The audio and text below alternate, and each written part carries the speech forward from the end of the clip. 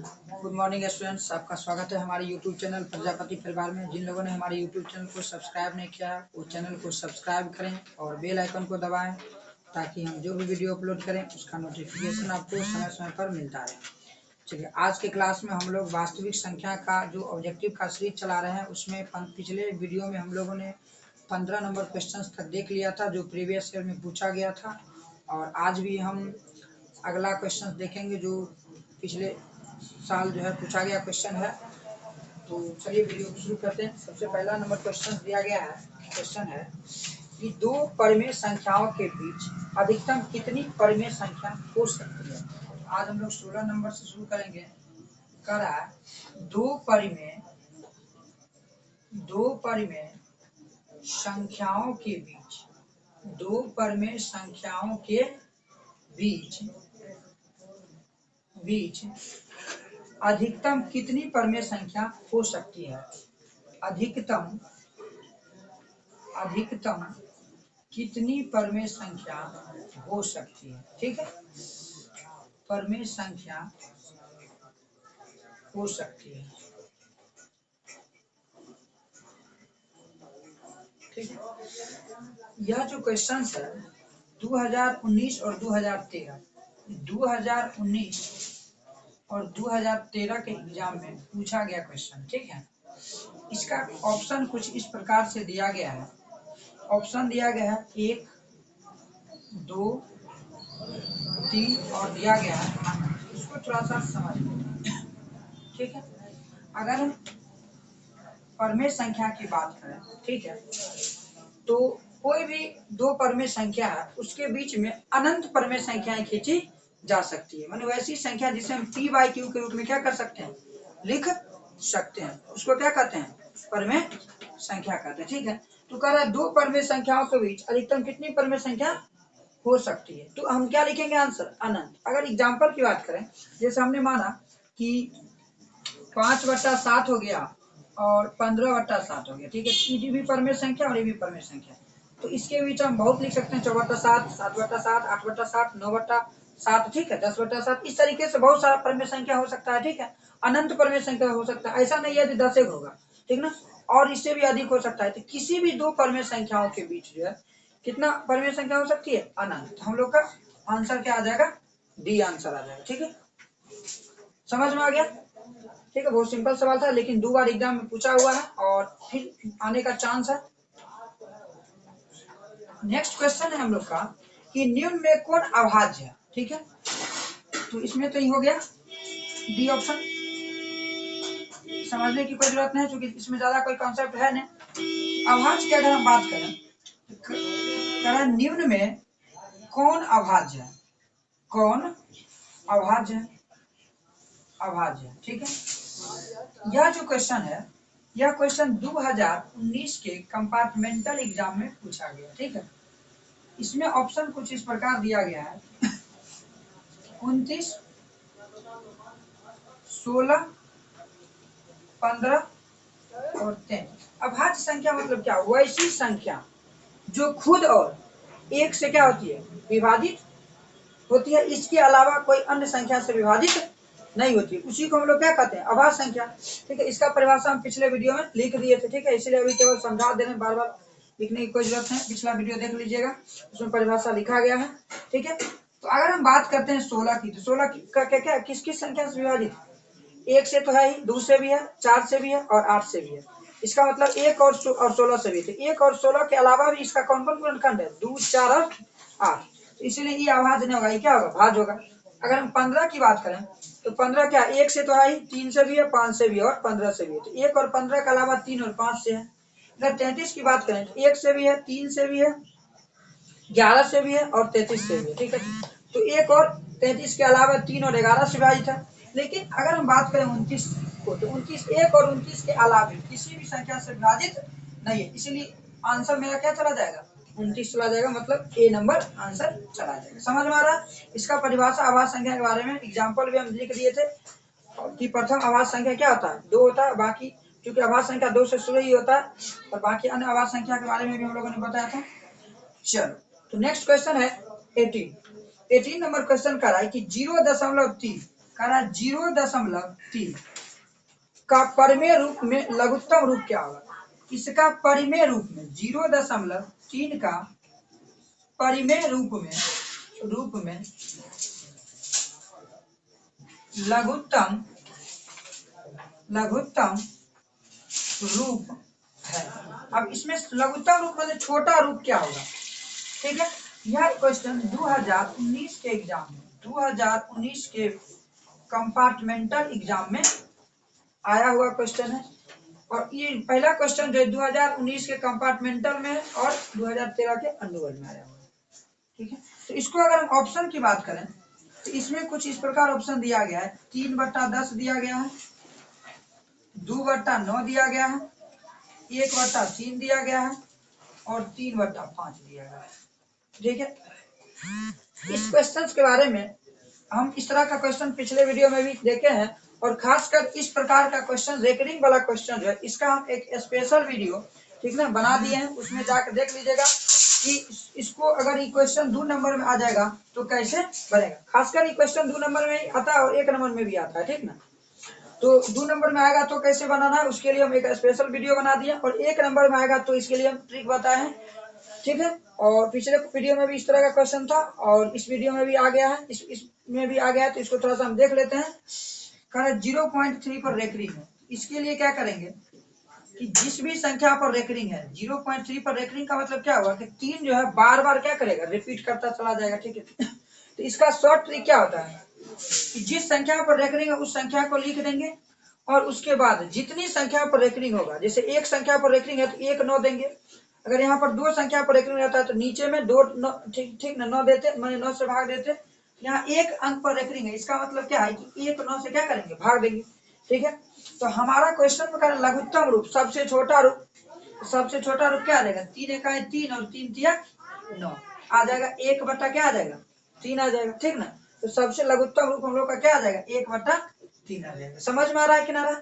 इस पर हम एक इस तरह का क्वेश्चन पर हम एक स्पेशल वीडियो अलग से बना चुके हैं खासकर इस तरह के क्वेश्चन के लिए सब्जेक्टिव में। चलिए अब हम लोग देखते हैं 19 नंबर क्वेश्चन जो कि दिया गया है कि 5, 15 और 20 के लौसा और मौसा का अनुपात है। करा 5, 15 और 20 के लौसा लघुत्तम समावर्तक और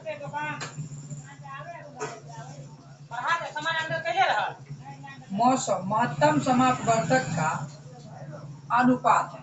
ठीक है, तो कुछ नहीं करना है, सिंपल सा है।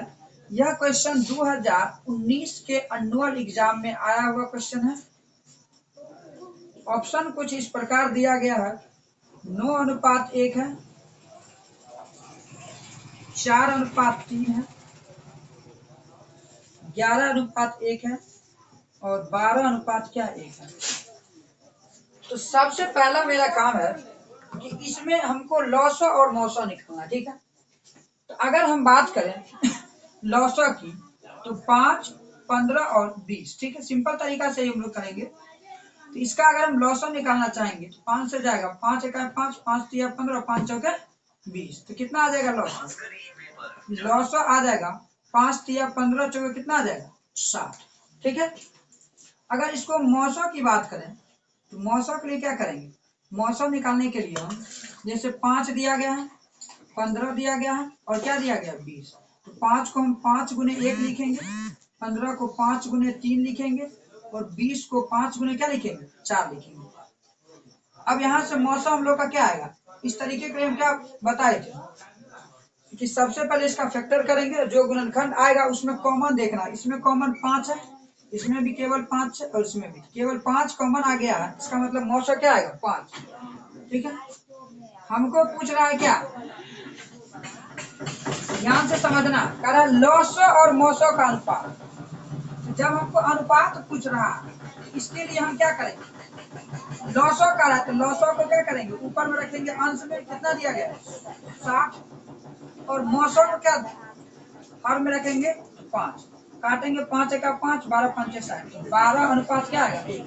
यहीं पर अगर हमको क्वेश्चन में दे देता मौसा और लौसा का अनुपात तो 5 को ऊपर में रखते और 60 को नीचे में रखते और हमारा आंसर आ जाता 1:12। क्लियर? तो मेरा करेक्ट आंसर आ जाएगा ऑप्शन नंबर डी। कोई दिक्कत? ठीक है, इस तरीके का क्वेश्चन भी एग्जाम में आता है और पूछा हुआ क्वेश्चन है। चलिए हम अगला क्वेश्चन देखते हैं। ठीक है, अगला क्वेश्चन हम लोग का 20 नंबर क्वेश्चन है। करा 5 यदि पी तथा क्यू दो अभाज्य संख्या है। क्या है? यदि पी तथा क्यू दो क्या है? अभाज्य संख्याएं हैं। ठीक है, अभाज्य संख्याएं हैं तो इसके लिए क्या होगा? तो उनका मौसो है, तो उनका मौसो है। ठीक है, उनका मौसो है। तो मौसो की अगर हम बात करें, ऑप्शन में कुछ इस तरीके से दिया गया है।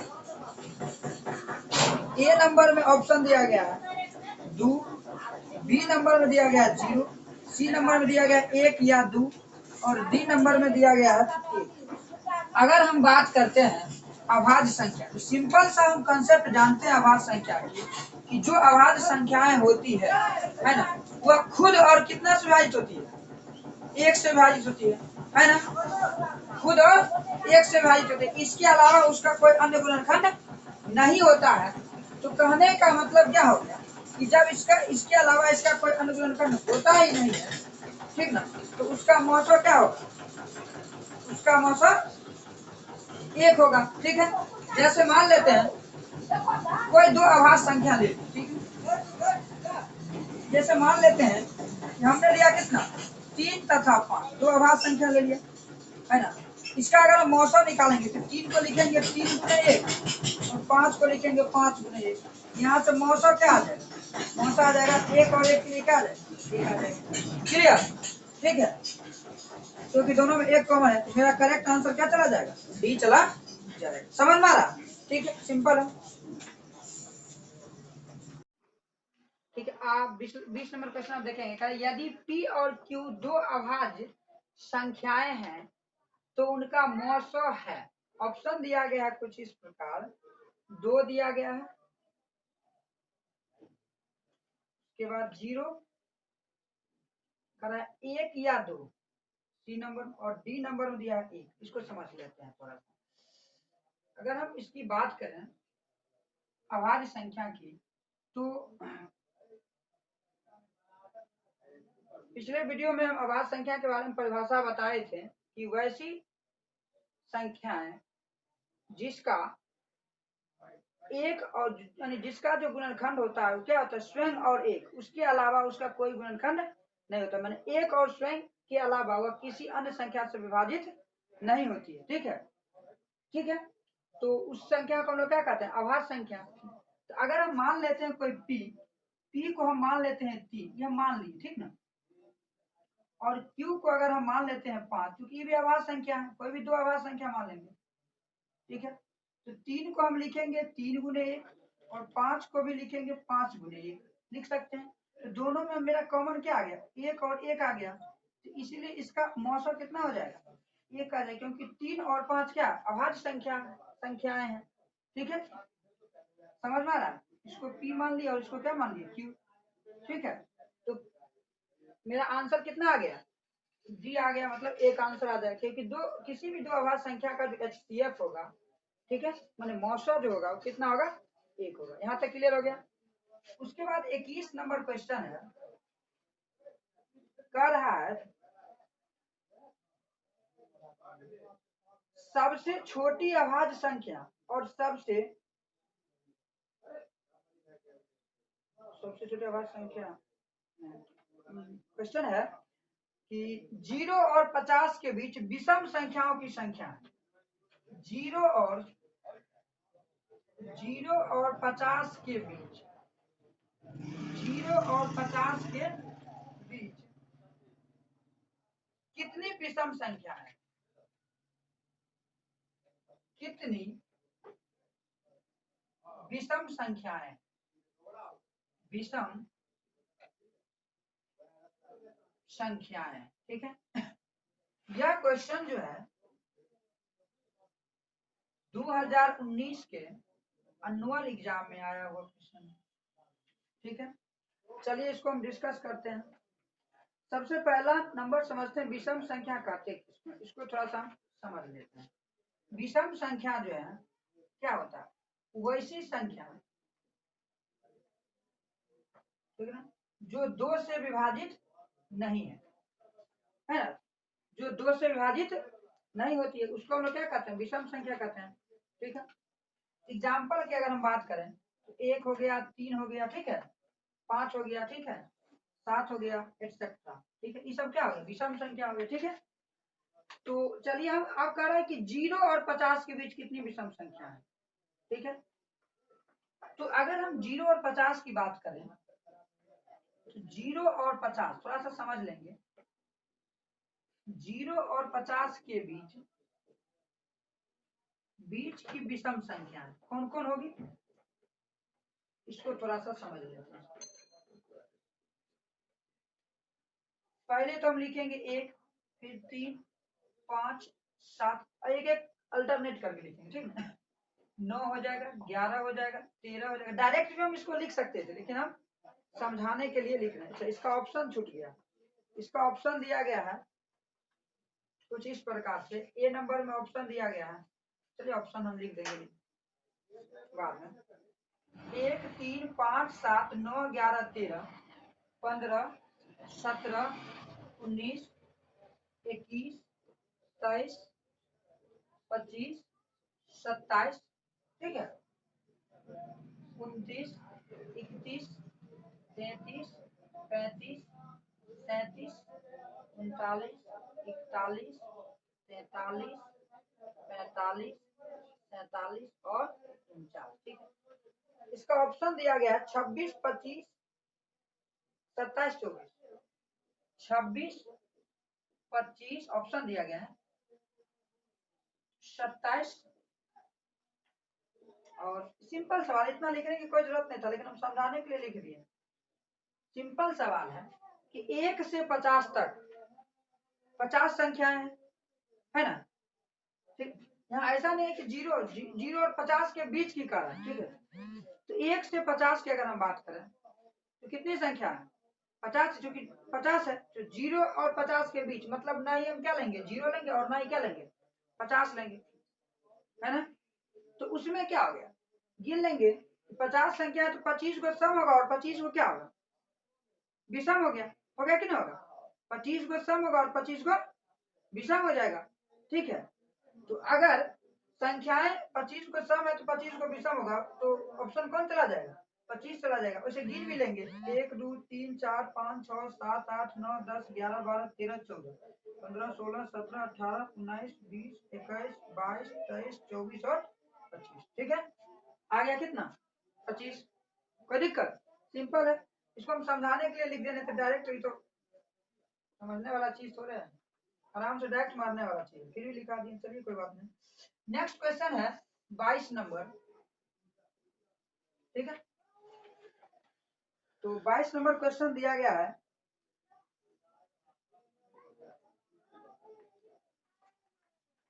हाँ, 3.27 है। ठीक है, 3.27 है।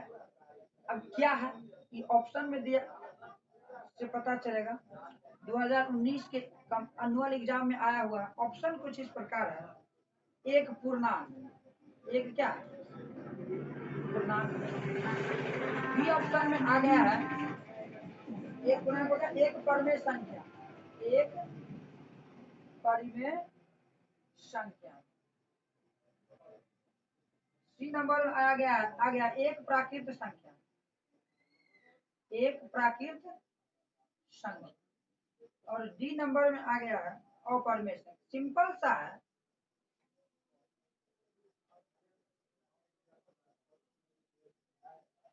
ठीक है, कि 3.27 है, इस पर रेकरिंग है ना, 3.27 है, रेकरिंग है, तो हमेशा याद रखना है। इसको हमको सॉल्व करने की कोई जरूरत नहीं।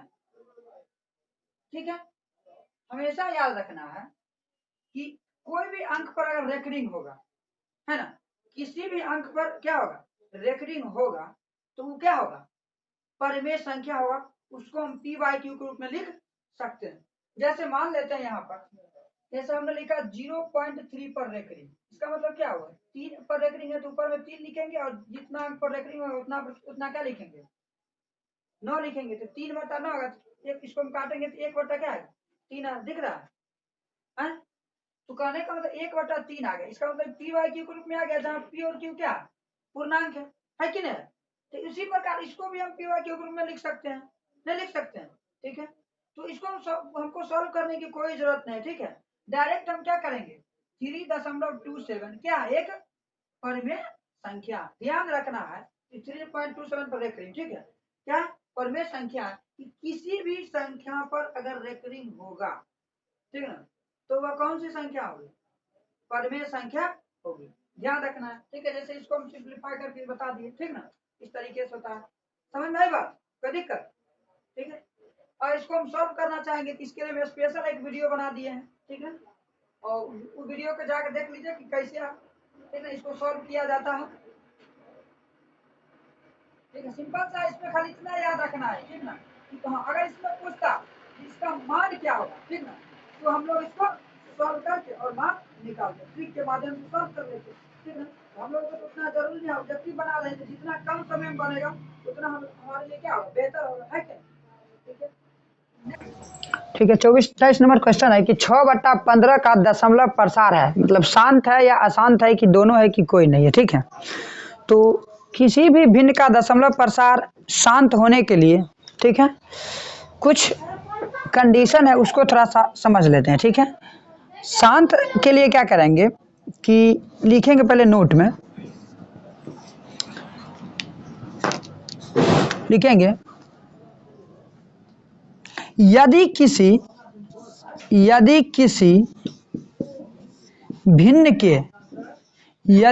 भिन्न के हर का गुणनखंड, समझना है, यदि किसी भिन्न के हर का गुणनखंड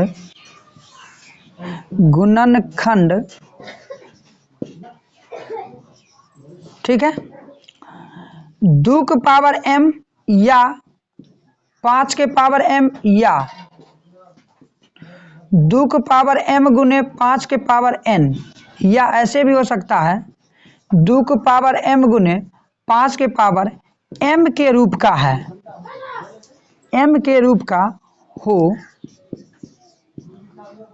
ठीक है। तो यहाँ पर केवल लगा लेना है, इसके अलावा कुछ नहीं होना चाहिए, का हो, तो उसका दशमलव प्रसार क्या होगा, उसका दशमलव प्रसार शांत होगा, ठीक है। कहने का मतलब क्या हुआ कि यदि किसी भिन्न के हर का गुणनखंड केवल 2 की पावर 5 या 5 के 2 की पावर m या 5 के पावर m या 2 की पावर m गुने 5 के पावर n या 2 की पावर m गुने 5 के पावर m के रूप का हो, मतलब क्या कि पावर यहाँ पर डिफरेंस भी हो सकता है और हो सकता है तो सेम भी हो सकता है, इसलिए हम दोनों चीज लिख दिए हैं, ठीक ना। तो उसका का हो तो उसका दशमलव प्रसार क्या होगा, शांत हो, ठीक है। इतना चीज हमको समझ में आ गया, ठीक है। तो अगर हम इसकी बात करें 23 नंबर की, तो इसको अगर हम देखें तो 6 बट्टा कितना दिया, 15 दिया। इसको अगर हम काटेंगे तो 3 दूना 6 और 3 5 15, मतलब 2/5 आया, ठीक ना। इसका मतलब क्या है कि 5 को जो है 5 को हम क्या लिखेंगे, 5 के पावर 1 लिखेंगे, है ना। तो 5 के पावर में, ठीक ना, 1 आया, ठीक। इसका मतलब क्या हुआ, बेस, हमको बेस पर ध्यान देना है, ठीक ना। 2 और 5 होना चाहिए, ठीक ना। पावर 1 2 3 4 500 कुछ भी होगा चलेगा, बेस जो है 2 या 5 या 2 और 5 दोनों होना चाहिए, तो उसका दशमलव प्रसार क्या होगा, शांत। तो यहाँ बेस आया 5 और उसका पावर कितना दिया, कुछ नहीं तो 1 है, ठीक है, ठीक है। तो 5 आ गया तो कहेंगे इसका दशमलव प्रसार क्या होगा, शांत हो जाएगा। यदि 5 के साथ कुछ आ जाता, माने 2 और 5 को छोड़कर कोई भी संख्या अगर हर में आ जाता, ठीक ना, तो इसका दशमलव प्रसार क्या हो जाता, अशांत हो जाता, ठीक ना। जैसे अगर ऐसे रहता कि 2/3 × 5, ठीक है। तो 5 तो आया तब तो ठीक है, लेकिन क्या आ गया, 3 आ गया, ठीक ना। इसीलिए इसका दशमलव प्रसार क्या हो जाता, अशांत हो जाता है कि नहीं, ठीक है। इस तरीके का रहता तो इसका दशमलव प्रसार क्या हो जाता, अशांत हो जाता, ठीक है। कोई दिक्कत, तो इसका आंसर आ जाएगा ऑप्शन नंबर ए। ठीक है। 24 नंबर क्वेश्चन कर रहा है 6x के पावर 4y तथा 12xy का महत्तम समावर्तक है। यह क्वेश्चन 2018 के एनुअल एग्जाम में आया हुआ क्वेश्चन है। इसका ऑप्शन कुछ इस प्रकार दिया गया है, 6x² y ए में, बी में है 6x, सी में है 6y और डी में है 6xy। इसको समझते हैं। इसके लिए हम क्या करेंगे, जैसे दिया गया 6x के पावर 4y, तो 6 का गुणनखंड क्या होगा, 2 × 3 हो जाएगा। और x को क्या लिखेंगे, x के पावर 4 है तो इसको 4 बार लिखेंगे, ठीक है। और y 1 है तो इसको 1 बार लिखेंगे, क्लियर। उसके बाद है 12xy, इसको हम क्या लिखेंगे, 2 × 2 × 3 लिखेंगे, 2 दूनी 4 3 12 हो जाएगा, गुणनखंड तोड़ेंगे तो x × y। अब हमको क्या निकालना है, महत्तम समावर्तक। तो इसके लिए हमको क्या करना पड़ेगा, कॉमन देखना पड़ेगा। यहाँ एगो दो और यहाँ दूगो दो, तो मिनिमम जो कॉमन होगा, यहाँ एक कॉमन आया तो यहाँ भी एक ही लेंगे, 2 तो एगो आ गया। उसके बाद यहाँ 3 एक है तो यहाँ एक लेंगे, एक 3 आ जाएगा। यहाँ x कितना है, यहाँ x 4 है लेकिन यहाँ x एगो है, एगो कॉमन होगा, एक यहाँ x लेंगे यहाँ आगे, ठीक है। y यहाँ एक है और एक यहाँ ले लेंगे, कॉमन जो होगा वही लेंगे।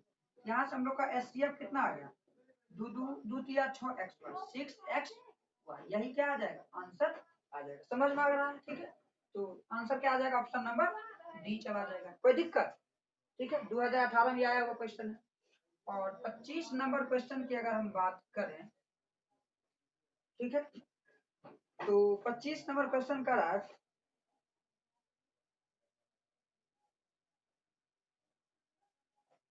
यदि दो संख्याओं का एचसीएफ 15 है, यदि दो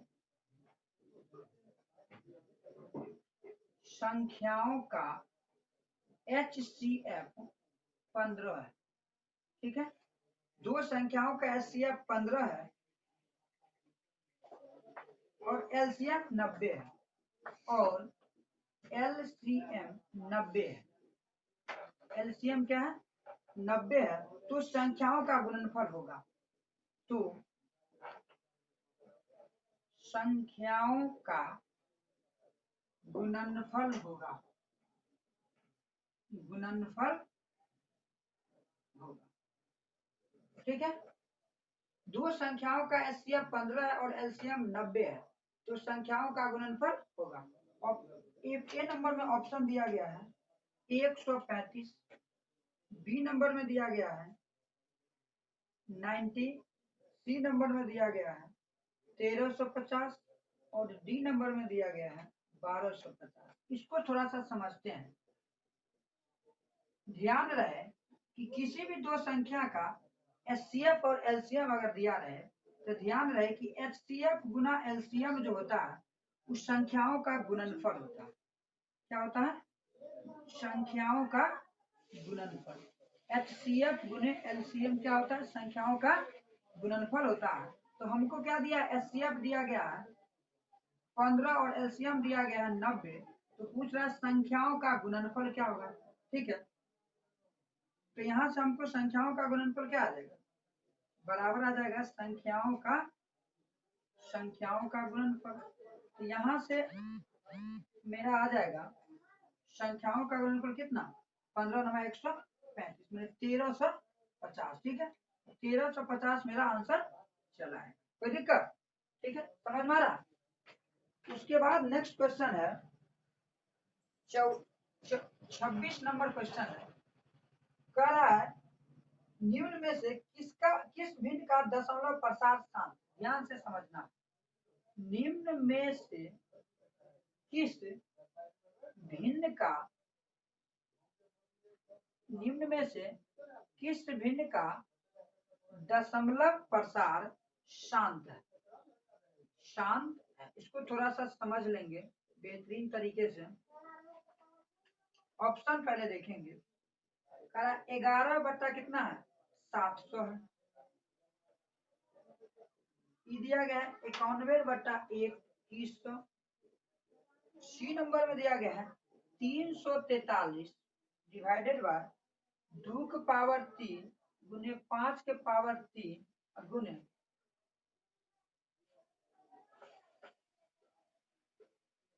7 के पावर क्या है 3। ठीक है, तो यहाँ से उसके बाद दिया गया है कोई नहीं। इसको कैसे सॉल्व करेंगे उसको समझते हैं।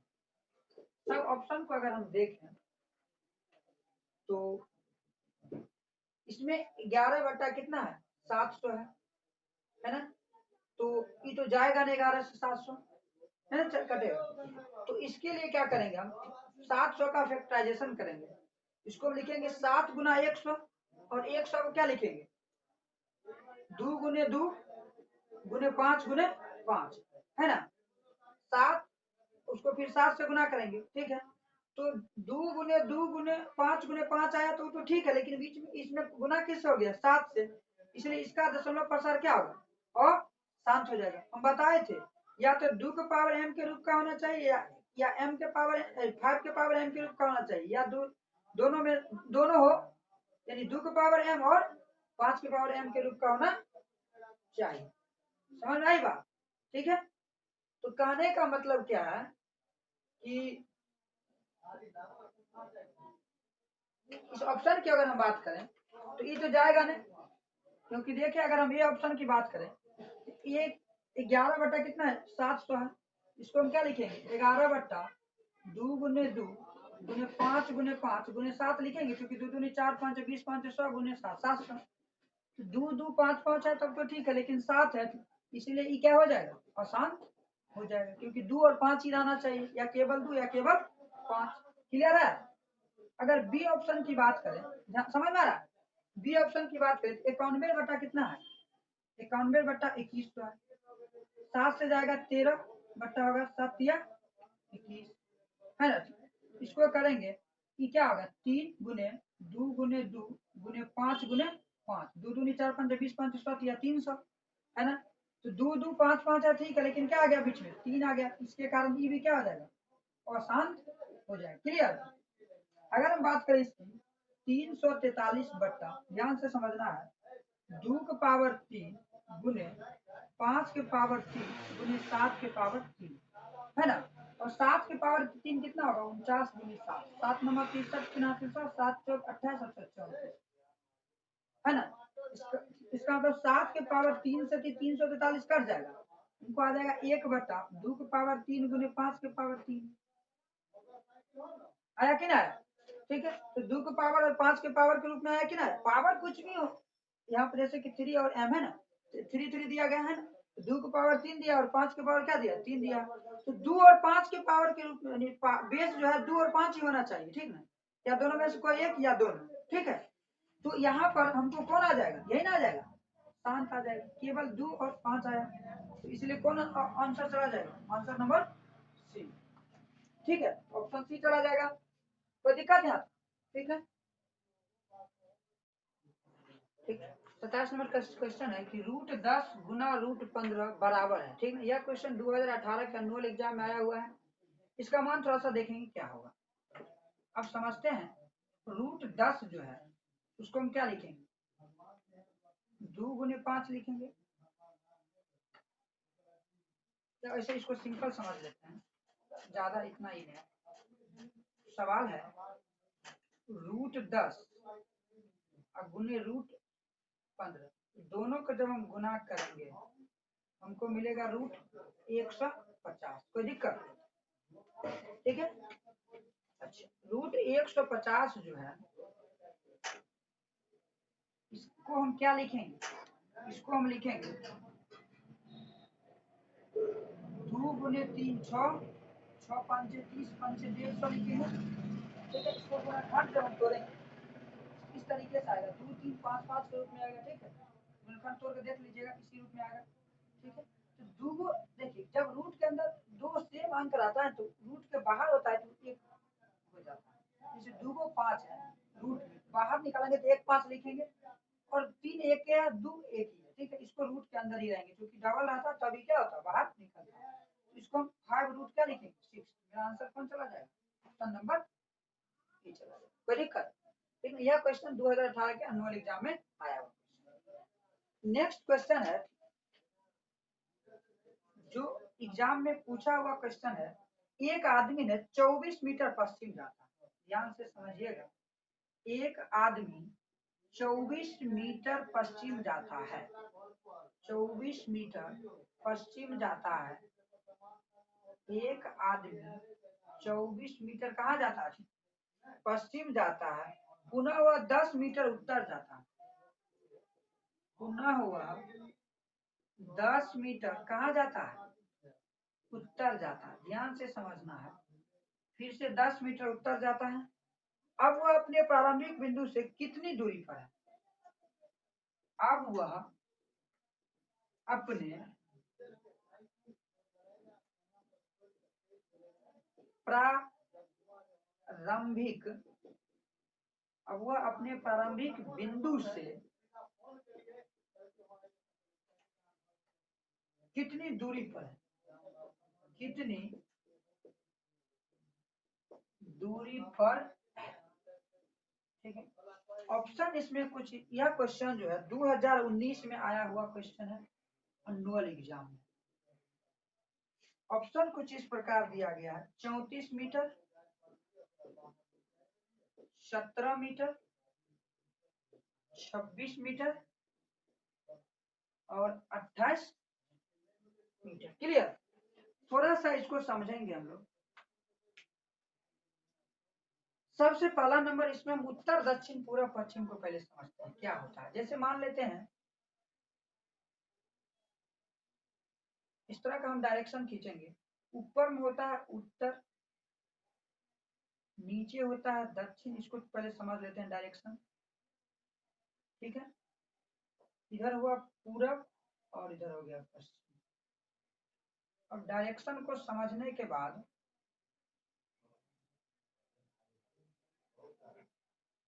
ठीक है, इस डायरेक्शन को, क्योंकि कभी भी मैप में हम इसी तरीके से उत्तर दक्षिण पूर्व पश्चिम समझेंगे, ठीक है। अब ऐसा नहीं है जो हम लोग हमारे यहाँ जो एरिया, हमारे एरिया में जिस तरीके से उत्तर दक्षिण पूर्व पश्चिम होता है उसमें और इसमें बहुत का अंतर है, ठीक है।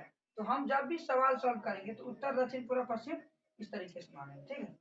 अब हम आगे बढ़ते हैं। एक आदमी 24 मीटर पश्चिम जाता है। ध्यान से समझना है, सवाल को सॉल्व करने के लिए हम लोग जा रहे हैं यहाँ मूल बिंदु, ठीक है। अब मूल बिंदु से 24 मीटर पश्चिम गया, इसका मतलब इधर आया है ना। कितना मीटर आया, 24 मीटर, कोई दिक्कत नहीं। उसके बाद करा पुनः वह 10 मीटर उत्तर जाता, उत्तर की जगह तो ऊपर जाएगा, कोई दिक्कत, उत्तर जाता, ठीक है। कितना मीटर जाता है, 10 मीटर उत्तर जाता, ठीक है। कह रहा है अब वो अपने प्रारंभिक बिंदु से कितनी दूरी पर, अब यहाँ चला आया, प्रारंभिक बिंदु यहाँ, दोनों के बीच की दूरी निकालना है। कितना डिग्री का कोण बन गया, 90 डिग्री, बड़ा कितने बार। अब यहाँ पर समझना 90 डिग्री हो गया, 90 के सामने वाला क्या होता है, कर्ण होता है। अगर ये मूल बिंदु ओ था, इसको हम ए मान लेते हैं और इसको क्या मान लेते हैं, तो हमको पता है कर्ण बराबर क्या फॉर्मूला होता है। ये अगर आधार हो गया तो ये क्या हो गया, लंब। समझ में आ रहा है क्या, आधार स्क्वायर और प्लस क्या आ गया, लंब स्क्वायर। कोई दिक्कत, समझ में आ रहा है। तो कहने का मतलब है यहाँ से आ जाएगा, आधार कितना हो जाएगा 24 का स्क्वायर प्लस 10 का स्क्वायर। तो हमको मिल जाएगा 24 का स्क्वायर होता है 576, तो 10 का स्क्वायर होता है 100, मतलब 676। और 676 का वर्गमूल जब निकालते हैं तो 25 आ जाएगा। निकाल के देख लीजिएगा, 25, सॉरी 25 कहते हैं 26 आ जाएगा, ठीक है। 625 का वर्गमूल आता है 25 और 676 का क्या आ जाएगा 26 आ जाएगा, ठीक है। कोई दिक्कत, तो मेरा कौन ऑप्शन चला जाएगा, ऑप्शन नंबर सी चला जाएगा। कोई दिक्कत, सिंपल तरीका है इसको समझना है, और यह भी 2019 के एग्जाम में आया हुआ है, ठीक है। कोई दिक्कत नहीं। अब हम लोग का 29 नंबर क्वेश्चन है, उसको थोड़ा सा समझते हैं, ठीक है। 29 नंबर क्वेश्चन का रहा है कि वृत्ताकार पथ पर 3 धावक, इस सवाल में खाली सवाल लंबा है और कुछ नहीं, लिख देते हैं इसमें। वृत्ताकार पथ पर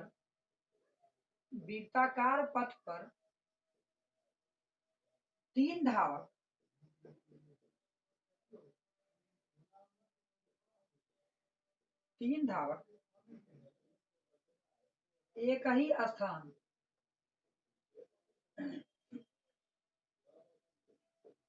एक ही स्थान से दौड़ना प्रारंभ करते हैं। एक ही स्थान से क्या करते हैं? दौड़ना प्रारंभ करते हैं।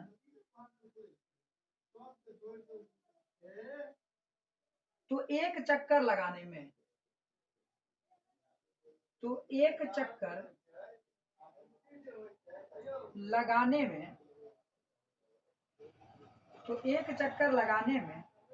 क्रमशः एक धावक को लगता है 1 घंटा, दूसरा को लगता है 3 घंटा और तीसरा को लगता है 5 घंटा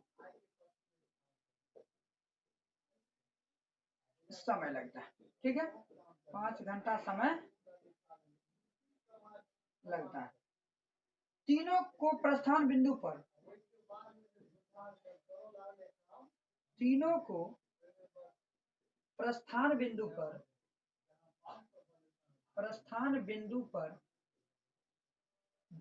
मिलने में लगा समय होगा।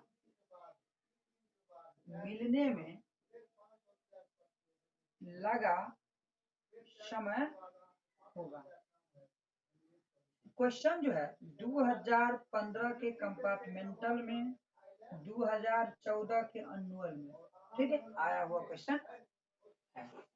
तो क्योंकि क्वेश्चन इतना लंबा है, क्या दिख रहा है? नहीं दिख रहा?